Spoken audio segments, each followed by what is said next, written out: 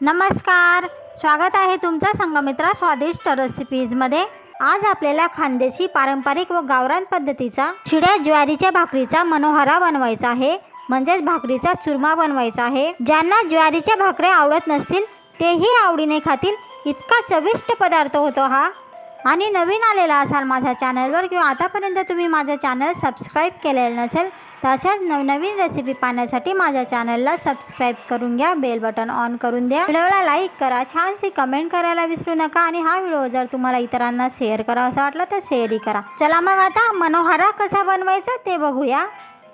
आज आपल्याला शिळ्या ज्वारीच्या भाकरीचा चविष्ट असा मनोहरा बनवायचा आहे। त्यासाठी 2 ह्या ज्वारीच्या भाकरी घेतलेल्या आहेत। शिळ्या चपात्या उरलेल्या असतील तर त्यापासूनही हा मनोहरा बनवता येतो। आपण अस्सल गावरान पद्धतीने हा मनोहरा बनवणार आहोत। पूर्वी गावरान पद्धतीने शिळ्या ज्वारीच्या भाकरीचाच मनोहरा बनवला जात होता, पण आता मी ह्या व्हिडिओत सांगितल्याप्रमाणे ह्याच पद्धतीने शिळ्या चपातीचाही मनोहरा बनवला जातो। आपण आता ह्या भाकरीचे बारीक तुकडे करून घेणार आहोत आणि मिक्सरमध्ये दळणार आहोत।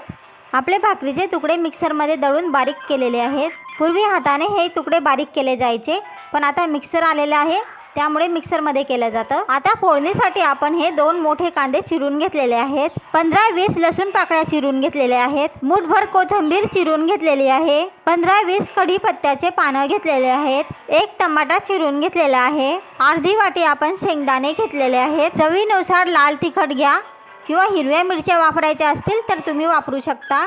3 टेबलस्पून आपण हे जिरं घेतलेलं आहे, अर्धा टेबलस्पून मोहरी घेतलेली आहे, चवीनुसार हळद मीठ घ्या।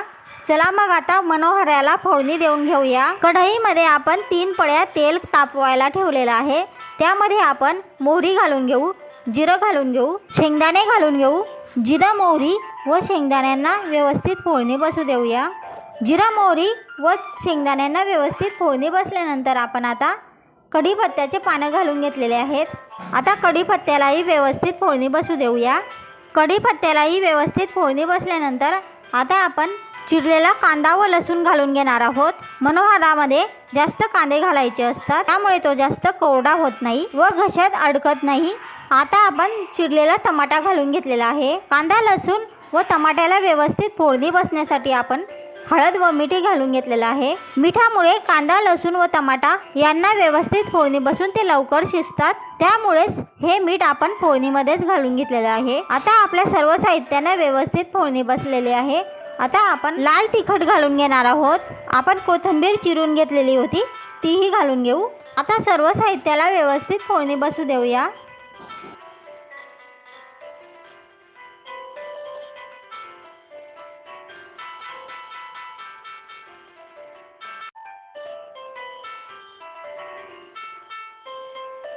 सर्व साहित्याला व्यवस्थित फोडणी बसल्यानंतर आता आपल्याला आपण मिक्सरमध्ये दळून जो भाकरीचा चुरा केलेला होता तो घालून घ्यायचा आहे।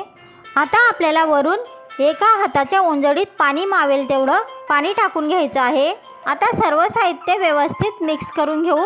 आपला भाकरीचा चुरा हा शिजलेलाच होता, त्यामुळे याला शिजवण्याची गरज नाही, पण साधारण 5 ते 10 मिनिटं आपण छानपैकी आपण याला परतून घेणार आहोत। अशा प्रकारे आपण तेलात परतल्यामुळे छान स्वाद येतो। ह्या मनोहरामध्ये आपण 3 पळ्या तेल घातलेलं होतं, म्हणजे मनोहरामध्ये जास्त प्रमाणात तेल वापरायचं। जास्त कांदा व तेल वापरल्यामुळे मनोहरा जास्त कोरडाही होत नाही व खाताना घशात अडकतही नाही। 5 ते 10 मिनिटानंतर आपला मनोहरा हा व्यवस्थित होतो, त्यामुळे आपण हा गॅस बंद केलेला आहे। नक्कीच करून बघा। शिळ्या ज्वारीच्या भाकरीपासून अतिशय चविष्ट असा मनोहरा म्हणजेच भाकरीचा चुरमा। आणि कसा वाटला ते कमेंट बॉक्समध्ये नक्की सांगा। आणि नवीन असाल तुम्ही तर माझ्या चॅनलला सबस्क्राईब करून घ्या, बेल बटन ऑन करून द्या, म्हणजे अशाच नवनवीन रेसिपी तुम्हाला बघायला मिळतील। व्हिडिओला लाईक करा, छानशी कमेंट करायला विसरू नका। आणि हा व्हिडिओ जर तुम्हाला तुमचे मित्र, मैत्रिणी, नातेवाईक, ओळखीच्यांना किंवा कोणत्याही सोशल साईटवर शेअर करावा असं वाटलं तर शेअरही नक्की करा। चला मग आता भेटूया पुढच्या रेसिपीमध्ये। तोपर्यंत स्वतःची काळजी घ्या, स्वतःच्या कुटुंबियाची काळजी घ्या। पुढच्या रेसिपीपर्यंत नमस्कार।